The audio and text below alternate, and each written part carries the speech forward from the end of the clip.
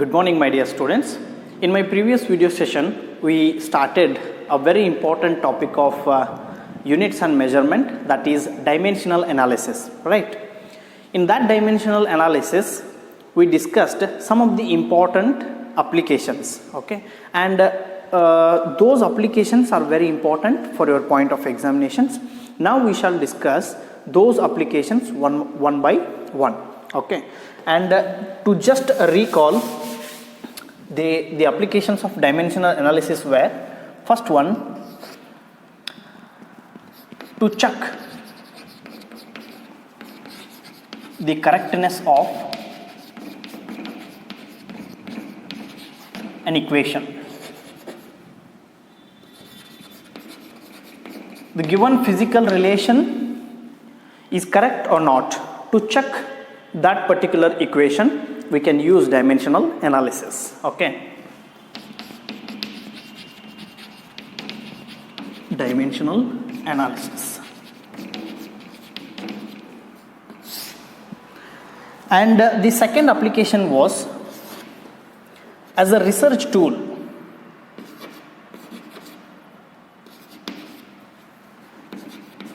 As a research tool to derive new physical relations. New physical relations. With given entities, okay, we can derive or we can make a physical relation with the help of dimensional analysis, okay? And third application, to convert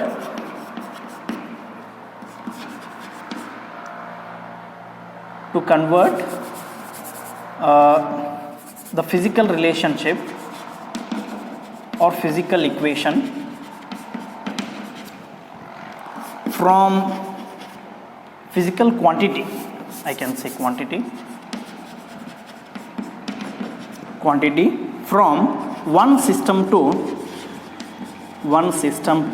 another system. For example, see here, 1 kilometer per hour is there. 1 kilometer per hour. This I can write 1000 kilometer means, see, 1 kilometer means 1000 meter. Okay, and per hour is there. Therefore, I can write 60. 1 hour is equal to 60 minutes and 60 seconds, because 1 hour is nothing but 60 minutes and 1 minute is nothing but 60 seconds. Therefore, 1 hour has 60 into 60 seconds, right? Therefore, I can write 60 into 60 meter per second. I converted 1 kilometer per hour to meter per second, okay? Physically, I just converted, but dimensionally we can later on discuss, okay? And the fourth one,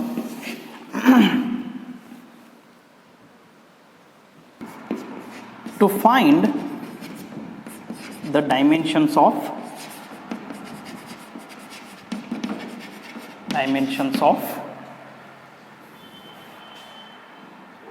physical constants or coefficients. There are some physical constants. For example, gravitational constant is there, okay? And in second PUC, one more constant is there, that is Coulomb's constant, okay? For such physical constants, we can find the dimensions with the help of dimensional analysis, okay? And fifth one, to find the dimensions of physical quantity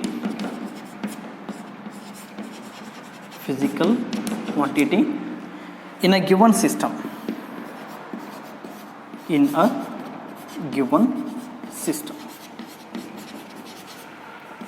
of units,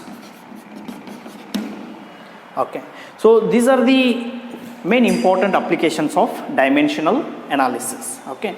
So in this class we shall start with first application, to check the correctness of an equation. Okay. See, first application to check the correctness of an equation.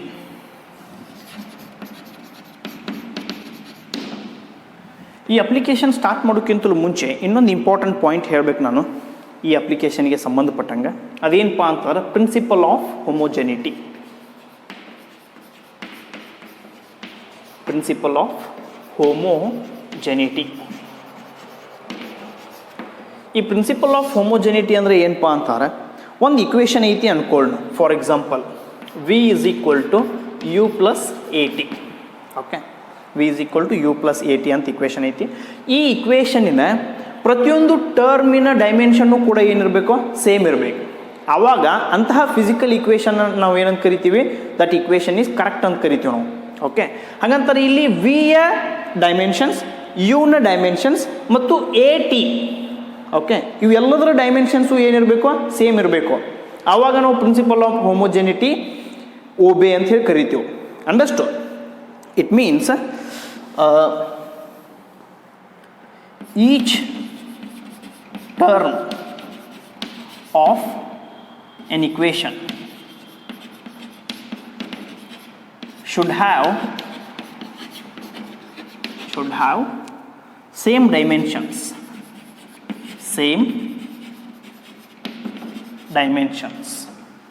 on both sides of an equation. ಇದರರ್ಥ ಇದು L H S, ಕರೆಕ್ಟಾ?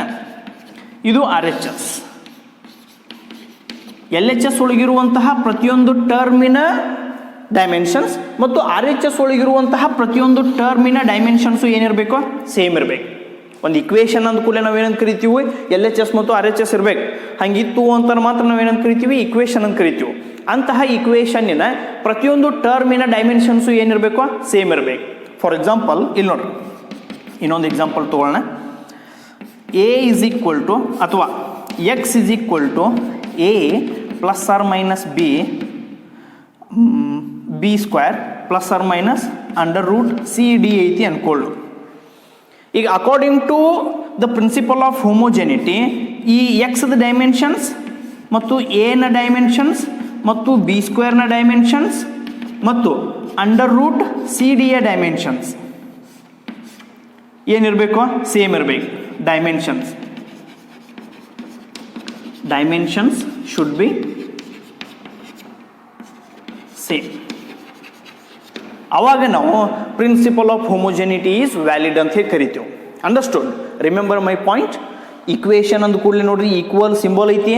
Equal symbol ಇದ್ದು ಎರಡು ಕಡೆಯ L H S ಮತ್ತು R H S ಕಡೆಗಿನ ಎಲ್ಲ ಟರ್ಮ್ಗಳು individual ಟರ್ಮಿನ ಪ್ರತಿಯೊಂದು ಟರ್ಮಿನ ಡೈಮೆನ್ಷನ್ಸು ಏನಿರಬೇಕು, ಸೇಮ್ ಇರಬೇಕು.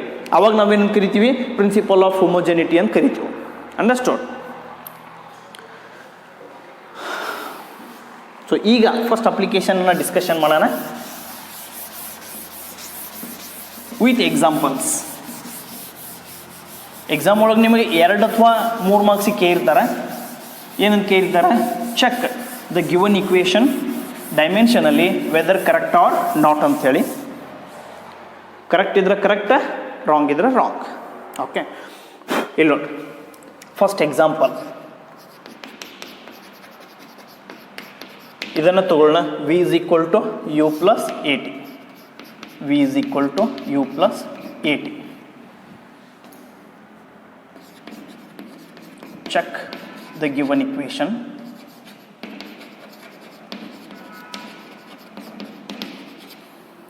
Check the given equation, correct or not dimensionally.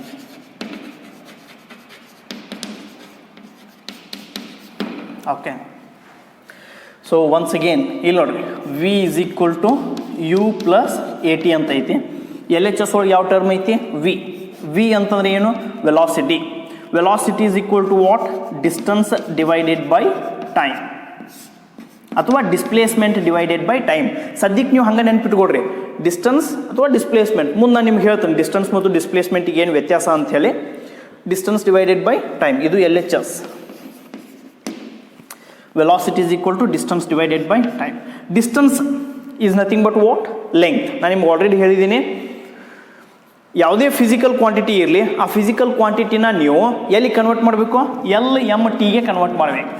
LMT. L ಅಂತಂದ್ರೆ ಏನು? ಲೆಂತ್. ಕರೆಕ್ಟಾ? M ಅಂತಂದ್ರೆ ಏನು? ಮಾಸ್. T ಅಂತಂದ್ರೆ ಏನು? ಟೈಮ್. ಕರೆಕ್ಟಾ? ಲೆಂತ್, ಮಾಸ್, ಟೈಮ್ ಇವು ಮೂರು ಕೂಡ ಫಂಡಮೆಂಟಲ್ ಕ್ವಾಂಟಿಟಿ. ಯಾವುದೇ ಫಿಸಿಕಲ್ ಕ್ವಾಂಟಿಟಿ ಇರಲಿ, ಆ ಫಿಸಿಕಲ್ ಕ್ವಾಂಟಿಟಿನ ನೀವು ಕನ್ವರ್ಟ್ ಮಾಡ್ಕೋಬೇಕಾಗಿರುವಂಥದ್ದು ಫಂಡಮೆಂಟಲ್ ಕ್ವಾಂಟಿಟಿಗೆ. ಬಟ್ ಆ ಫಂಡಮೆಂಟಲ್ ಕ್ವಾಂಟಿಟಿ, ಮೂರು ಫಂಡಮೆಂಟಲ್ ಕ್ವಾಂಟಿಟಿ LMT ಅಂತದವ. ಉಳಿದ ಫಂಡಮೆಂಟಲ್ ಕ್ವಾಂಟಿಟಿನ ನಾವು ಹೆಂಗೆ ಬರಿಬೇಕು? SI ಯೂನಿಟಿಂದ ಬರಿಬೇಕು. That is how we are supposed to mention dimensions. ಕರೆಕ್ಟಾ? ಇರಲಿ. ಡಿಸ್ಟೆನ್ಸ್ ಅಂತೆ. ಡಿಸ್ಟೆನ್ಸ್ ಫಂಡಮೆಂಟಲ್ ಕ್ವಾಂಟಿಟಿಯ ಯಾವ ಟರ್ಮಿಗೆ ಸಂಬಂಧಪಡ್ತೈತಿ? ಲೆಂತ್ಗೆ. ಹಂಗಾರೆ L ಅಂತ ಬರೆದು ಬಿಡ್ತೀನಿ ನೋಡ್ರಿ, ಬ್ರಾಕೆಟ್ ಹಾಕ್ತೀನಿ, ಸ್ಕ್ವೇರ್ ಬ್ರಾಕೆಟ್. ಟೈಮ್ ಅಂತ. ಟೈಮ್ ಫಂಡಮೆಂಟಲ್ ಕ್ವಾಂಟಿಟಿಯ ಯಾವ ಟರ್ಮಿಗೆ ಸಂಬಂಧಪಡ್ತೈತಿ? T.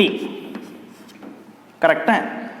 ಇಲ್ಲಿ ನೋಡಿ, LT ಮ್ಯಾಗ ಹೋಯ್ತು ಅಂತಂದ್ರೆ T⁻⁻1. ಇದು LHS ಸಿಕ್ತು. Next RHS. RHS right hand side U + AT ಅಂತ ಐತಿ. ನೀವು ಇಂಡಿವಿಜುವಲ್ ಆಗಿನೂ ಚೆಕ್ ಮಾಡ್ಬೋದು ಅಥವಾ LHS RHS ಅಂತ ಚೆಕ್ ಮಾಡ್ಬೋದು. ಓಕೆ, ನಾವು ಇಂಡಿವಿಜುವಲ್ ಆಗಿ ಚೆಕ್ ಮಾಡೋದಾದ್ರೆ ಫಸ್ಟ್ ಯುದು ಚೆಕ್ ಮಾಡೋಣ.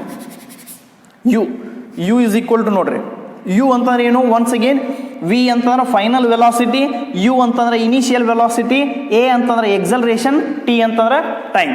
U ಅಂತಂದ್ರೆ ಏನು? Velocity, initial velocity. Once again distance divided by time. ಅಂದ್ರೆ ಒಂದು 2 ವೀಲರ್ ಐತೆ, ಆ 2 ವೀಲರ್ ನೀವು ಸ್ಟಾರ್ಟ್ ಮಾಡ್ತೀರಿ. ಸ್ಟಾರ್ಟ್ ಮಾಡುವಾಗ ಕ್ಲಚ್ ಇನ್ನೂ ಬಿಟ್ಟಿಲ್ಲ. ಬಿಡದೇ ಇರೋಕ್ಕಿಂತಲೂ ಮುಂಚೆ ಎಷ್ಟು ವೆಲಾಸಿಟಿ ಐತೆ? ಅದಕ್ಕೆ 0 ವೆಲಾಸಿಟಿ. ಯಾಕಂತಾರೆ ಬೈಕ್ ಮೂವ್ ಆಗತ್ತಿಲ್ಲ. ಆ ವೆಲಾಸಿಟಿಗೆ ನಾವೇನಂತ ಕರಿತೀವಿ? Initial velocity. ಈಗ ಬಿಟ್ಟಾದ್ಮೇಲೆ ಗಾಡಿ ಏನು ಹೋಗ್ದೈತಿಲ್ಲ, ಯಾವ ಸ್ಪೀಡಿಂದ ಹೋಗ್ದೈತಿಲ್ಲ, ಆ ಸ್ಪೀಡ್ಗೆ ನಾವೇನಂತ ಕರಿತೀವಿ? ಫೈನಲ್ ವೆಲಾಸಿಟಿ ಅಂತ ಕರಿತೀವಿ. That is V. Understood? V and U. Okay, so once again distance ಎಲ್ಲಿಗೆ ಸಂಬಂಧಪಡ್ತೈತಿ? ಲೆಂತ್ಗೆ. T ಟೈಮ್ಗೆ ಸಂಬಂಧಪಡ್ತೈತಿ. So once again LT⁻⁻1. ಕರೆಕ್ಟಾ? RHS ಒಳಗೆ ಇನ್ನೊಂದು ಟರ್ಮ್ ಐತಿ, AT ಅಂತ ಹೇಳಿ. AT, A ಅಂತಾರೆ ಏನು? ಎಕ್ಸಲರೇಷನ್. ಎಕ್ಸಲರೇಷನ್ ಅಂತಂದ್ರೆ ಏನು? Velocity divided by time. Velocity divided by time. ಇಲ್ಲಿ ಇನ್ನೊಂದು T ಐತಿ, T ಅಂತಂದ್ರೆ ಏನು? ಟೈಮ್.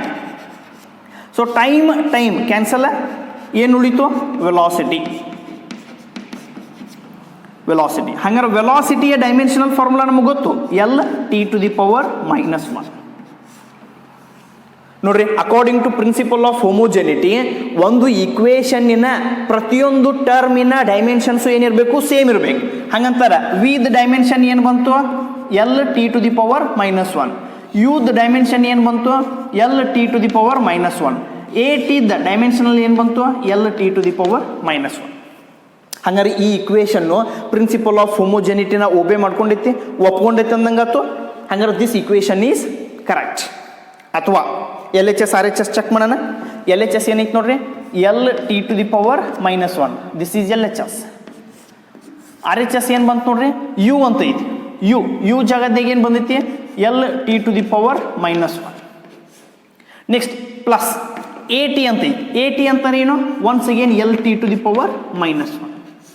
LT⁻⁻1 ಪ್ಲಸ್ LT⁻⁻1 ಅಂತ ಐತಿ. ಇಲ್ಲಿ LT⁻⁻1 ಐತಿ. ಓಕೆ, ನೆನಪಿಟ್ಕೊಡ್ರಿ, ಈ ಡೈಮೆನ್ಷನ್ನ ಚೆಕ್ ಮಾಡುವಾಗ ಪಕ್ಕದಲ್ಲಿ ಏನು ಕಾನ್ಸ್ಟೆಂಟ್ ಬರ್ದಿಲ್ಲ, ಆ ಕಾನ್ಸ್ಟೆಂಟ್ ಡೈಮೆನ್ಷನ್ಗೆ ಸಂಬಂಧಪಡಂಗಿಲ್ಲ.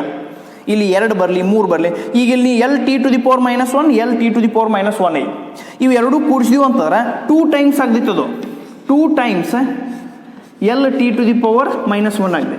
ಸರಿ, ಇಲ್ಲಿ 1 ಟೈಮ್ LT⁻⁻1 ಐತ್ರಿ, ಇಲ್ಲಿ 2 ಟೈಮ್ LT⁻⁻1 ಐತ್ರಿ. ಹಂಗಾರೆ LHS is not equal to RHS ಅನ್ಬೋದು ನೀವು. ಬಟ್ ಇಲ್ಲಿ ಏನು ಪಕ್ಕದಲ್ಲಿ ನಂಬರ್ ಇಲ್ಲ, ಆ ನಂಬರ್ಗೆ ಈಕ್ವೇಷನ್ ಸಂಬಂಧಪಡಂಗಿಲ್ಲ. ಅಲ್ಲಿ 2 ಇರಲಿ 3 ಇರಲಿ ಇಲ್ಲಿ 10 ಇರಲಿ 100 ಇರಲಿ that doesn't matter. What matters the most is the powers. ಇಲ್ಲಿ ಎಲ್ ಟು ದಿ ಪವರ್ ಎಷ್ಟೈತಿ 1, ಇಲ್ಲಿ ಎಲ್ ಟು ದಿ ಪವರ್ ಎಷ್ಟೈತಿ 1, ಇಲ್ಲಿ ಟಿ ಟು ದಿ ಪವರ್ ಎಷ್ಟೈತಿ -1, ಇಲ್ಲಿ ಟಿ ಟು ದಿ ಪವರ್ ಎಷ್ಟೈತಿ -1.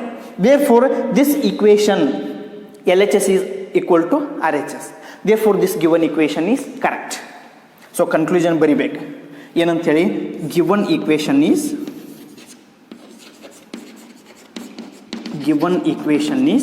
correct, right, because LHS is equal to RHS. understood? so ಇನ್ನೊಂದು example ನ ತಗೊಳ್ಳೋಣ.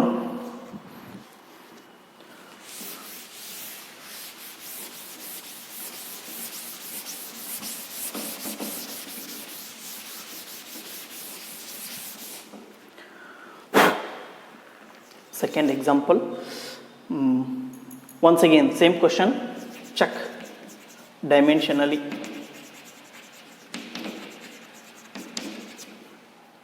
The given equation, whether correct or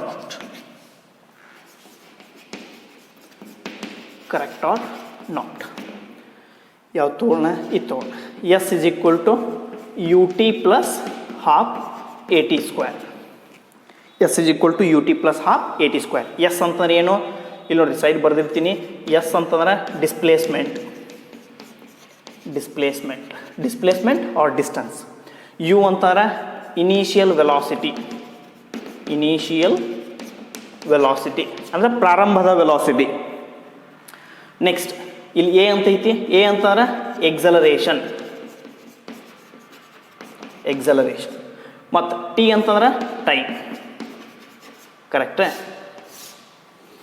so start ಮಾಡೋಣ. So once again L H S ಏನೈತಿ ನೋಡ್ರಿ, S ಅಂತಂದ್ರೆ ಏನು, ಡಿಸ್ಟೆನ್ಸ್. ಸೊ ಡಿಸ್ಟೆನ್ಸ್ ಡೈಮೆನ್ಷನ್ ಯಾವ ಕ್ವಾಂಟಿಟಿಗೆ ಸಂಬಂಧಪಡ್ತೈತಿ, ಲೆಂತ್ಗೆ. ಫಂಡಮೆಂಟಲ್ ಕ್ವಾಂಟಿಟಿಯ ಯಾವುದಕ್ಕೆ ಸಂಬಂಧಪಡ್ತೈತಿ, ಲೆಂತ್ಗೆ. ಹಾಗಾದ್ರೆ ಏನಂತ ಬರಿಬೋದು ಇದನ್ನು, L. So this is our L H S. ಈಗ ಯು ಟಿ ಇದ್ರದ್ದು ಏನು ಬರಬೇಕು, ಎಲ್ ಬರಬೇಕು. ಎ ಟಿ ಸ್ಕ್ವೇರ್ ಅದ್ರದ್ದು ಏನು ಬರಬೇಕು, ಎಲ್ ಬರಬೇಕು. Okay. So R H S ಒಳಗೆ ಫಸ್ಟ್ ಯು ಟಿ ಐತಿ. ಯು ಅಂತಾರೆ ಏನು, ವೆಲಾಸಿಟಿ ಅಂತಾರೆ ಡಿಸ್ಟೆನ್ಸ್ ಡಿವೈಡೆಡ್ ಬೈ ಟೈಮ್. ಈಗ ಸ್ವಲ್ಪ ಡೀಟೇಲಾಗಿ ಬರೀತೀನಿ, ಒಂದು ಸ್ವಲ್ಪ ನೀವು ಪ್ರಾಕ್ಟೀಸ್ ಆಯಿತು ಅಂತ ನೀವು ನೇರವಾಗಿ ಬರಿತಾ ಹೋಗ್ಬೋದು. ಯು ಟಿ ಅಂತ ಐತಿ, ಯು ಅಂತಾರೆ L T to the power -1 ಅಂತ ನೇರವಾಗಿ ಬರಿಬೋದು, ನೋ ಪ್ರಾಬ್ಲಮ್. ಇಲ್ಲಿ ಟೈಮ್ ಅಂತ ಐತಿ. So this is time. So once again time cancel. What is remaining, distance. So distance dimensional formula ಏನು, L, because distance is related to what, length. Next ಇದು R H S ಒಳಗೆ ಇನ್ನೊಂದು term ಐತಿ. Okay, ಯಾವುದದು, A T square. ನಾ ಹೇಳಿ ನಿಮ್ಗೆ ಈ ನಂಬರ್ಸ್ ಸಂಬಂಧ ಬರೋಂಗಿಲ್ಲ, ನಂಬರ್ನ ಬಿಟ್ಬಿಡ್ಬೇಕಾ. So A T square. A ಅಂತಂದ್ರೆ ಏನು, ಎಕ್ಸಲರೇಷನ್ ಅಂತಂದ್ರೆ ವೆಲಾಸಿಟಿ ಡಿವೈಡೆಡ್ ಬೈ ಟೈಮ್. ಇಲ್ಲಿ ಟಿ ಸ್ಕ್ವೇರ್ ಅಂತ ಐತಿ, ಟಿ ಸ್ಕ್ವೇರ್ ಅಂತಂದ್ರೆ ಟೈಮದ ಸ್ಕ್ವೇರ್. ಒಂದು ಟೈಮ್ ಕ್ಯಾನ್ಸಲ್. ಸೊ ವೆಲಾಸಿಟಿ ಇಲ್ಲಿ ಟೈಮ್ ಉಳಿತು. So this is time. So once again velocity ಅಂತಾರೆ ಏನು, ಡಿಸ್ಟೆನ್ಸ್ ಡಿವೈಡೆಡ್ ಬೈ ಟೈಮ್. ಇಲ್ಲಿ ಮತ್ತೆ ಟೈಮ್ ಐತಿ. So time cancel. What is remaining, distance is remaining. And distance dimensional formula ಏನು, L. ಸ್ವಲ್ಪ observe ಮಾಡಿರಿ. ಎಸ್ ಡೈಮೆನ್ಷನ್ಸ್ ಏನು ಬಂತು, ಎಲ್. ಕರೆಕ್ಟಾ. ಯು ಟಿ ಡೈಮೆನ್ಷನ್ಸ್ ಏನು ಬಂತು, L. A T square dimension ಏನು ಬಂತು, L. So according to principle of homogeneity, ಈ ಈಕ್ವೇಷನ್ನಿನ ಪ್ರತಿಯೊಂದು ಟರ್ಮಿನ ಡೈಮೆನ್ಷನ್ಸು ಏನದಾವ, ಸೇಮ್ ಅದಾವ, ಈಕ್ವಲ್ ಅದಾವ. Therefore this equation is correct, dimensionally correct. ಅಥವಾ L H S is equal to R H S. Therefore equation is dimensionally correct.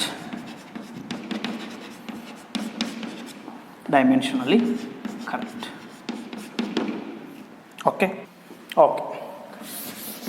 ಇನ್ನೊಂದು example consider ಮಾಡೋಣ. ಭಾಳ ಈಸಿ ಐತಿ ಇದು. ಹೆದರಕ್ಕೆ ಹೋಗ್ಬೇಡ್ರಿ. ನೀವು ಎಷ್ಟು ಪ್ರಾಕ್ಟೀಸ್ ಮಾಡ್ತೀರಿ ಅಷ್ಟು ಕನೆಕ್ಟ್ ಆಗಿಬಿಡ್ತೀರಿ ಜಲ್ದಿ. ಪ್ರಾಕ್ಟೀಸ್ ಮಾಡದೆ ಹೊರತು ಯಾವುದೂ ಈಸಿ ಅಲ್ಲ. ಓಕೆ, ಒಂದು 2-3 ಸಲ ನೀವು ಈ ಇಕ್ವೇಷನ್ಸ್ನ ಪ್ರಾಕ್ಟೀಸ್ ಮಾಡಿದ್ರಿ ಅಂತಾರೆ, ಯಾವ ಬೇಕಾದ ಇಕ್ವೇಷನ್ ತೊಗೋಬೋದು ನೀವು. ಫಿಸಿಕ್ಸ್ ಒಳಗೆ ನೀವು ಯಾವ ಬೇಕಾದ ಇಕ್ವೇಷನ್ಸ್ನ ತೊಗೊಂಡು ಅದು ಫಿಸಿಕಲಿ ಕರೆಕ್ಟ್ ಐತೋ ಇಲ್ಲೋ, ಡೈಮೆನ್ಷನಲ್ಲಿ ಕರೆಕ್ಟ್ ಐತೋ ಇಲ್ಲೋ ಅಂತೇಳಿ ಚೆಕ್ ಮಾಡ್ಬೋದು. The more you practise the more you perfect become. Okay, third one, once again check dimensionally.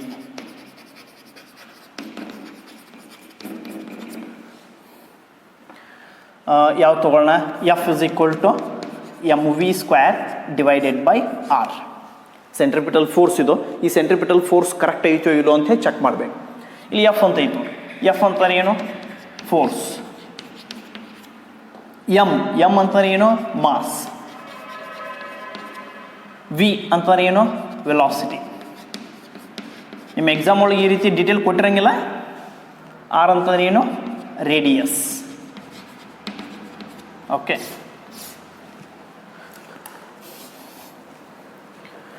So once again LHS. F ಅಂತ ಇದೆ. ಎಫ್ ಅಂತಾನೆ ಏನು? Force. Force is equal to formula ಏನು? Mass into acceleration. F is equal to M into A. M ಅಂತಾನೆ ಏನು? Mass. ಮಾಸ್ನ ಹೆಂಗೆ ಬರಿತೀವಿ ನಾವು ಡೈಮೆನ್ಷನಲ್ಲಿ? ನೋಡ್ರಿ, length capital L, mass capital M, and time capital T. ಕರೆಕ್ಟಾ? ಸೊ ಇಲ್ಲಿ ಮಾಸ್ ಅಂತ. ಮಾಸ್ ಹೆಂಗೆ ಬರಿತೀವಿ ಇದನ್ನು? Capital M. ಎಕ್ಸಲರೇಷನ್ ಅಂತ. Acceleration is nothing but what? It is velocity divided by time. So velocity divided by time. So mass velocity ಹೆಂಗೆ ಬರಿಬೇಕು? L T to the power -1. Next ಇಲ್ಲಿ time ಐತಿ. ಟೈಮ್ನ ಹೆಂಗೆ ಬರೀತೀರಿ? T. So it is M L T to the power -1. ಈ T ಮ್ಯಾಗ ಹೋಯ್ತು ಅಂತಾರೆ -t. ಈಗ A⁻m ಫಾರ್ಮುಲಾ ಐತಿ. A⁻m is equal to A⁻m plus n. So ಹಂಗಾದ್ರೆ ಏನಾಗತೈತಿ ಇದು? M L T to the power -1 -11 ಅಲ್ಲ -2. So M L T to the power -2 is our LHS. ಹಂಗಾರೆ ಫೋರ್ಸ್ ಇಸ್ ಈಕ್ವಲ್ ಟು ಏನು ಬಂತು? ಇಷ್ಟು ಬಂತು.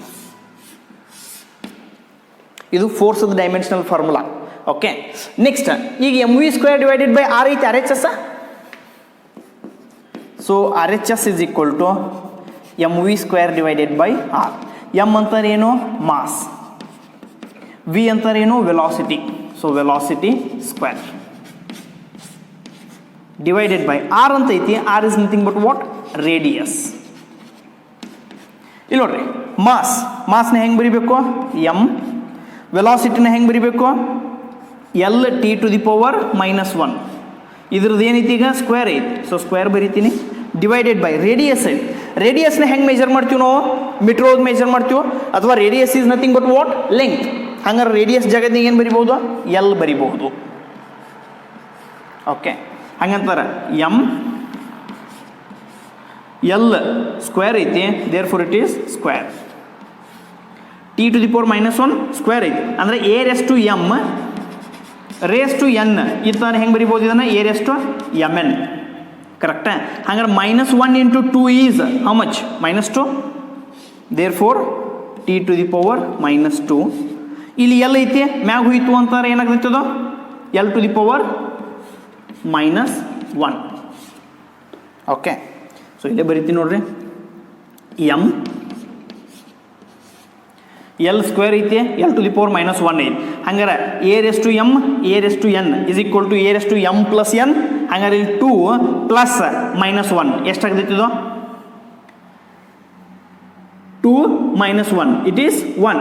There four it is L. Okay, T to the power -2. ಸ್ವಲ್ಪ ಅಬ್ಸರ್ವ್ ಮಾಡ್ರಿ. M L T to the power -2, M L T to the power -2. ಇದನ್ನು ಹೆಂಗೆ ಬರಿಬೋದು? ಹಿಂಗೂ ಬರಿಬೋದು. M L t to the power minus 2. Okay, so this is RHS, mv square divided by r is equal to. So LHS ಮತ್ತು RHS ಎರಡು ಏನದವ same ಅದಾವ, therefore this given equation is physically correct, sorry dimensionally correct. ಇಲ್ಲಿ ಕೆಳಗೆ ಬರೀತೀನಿ ನೋಡ್ರಿ, given equation is dimensionally correct. ಈ ಕನ್ಕ್ಲೂಷನ್ನ ನೀವು ಬರೀಲೇಬೇಕು, 2 ಅಥವಾ 3 ಮಾರ್ಕ್ಸಿಗೆ ಕೇಳಿದಾಗ, ಯಾಕಂದ್ರೆ ಈ ಕನ್ಕ್ಲೂಷನ್ಗೂ 1 ಮಾರ್ಕ್ಸ್ ಇರ್ತದೆ. ಓಕೆ.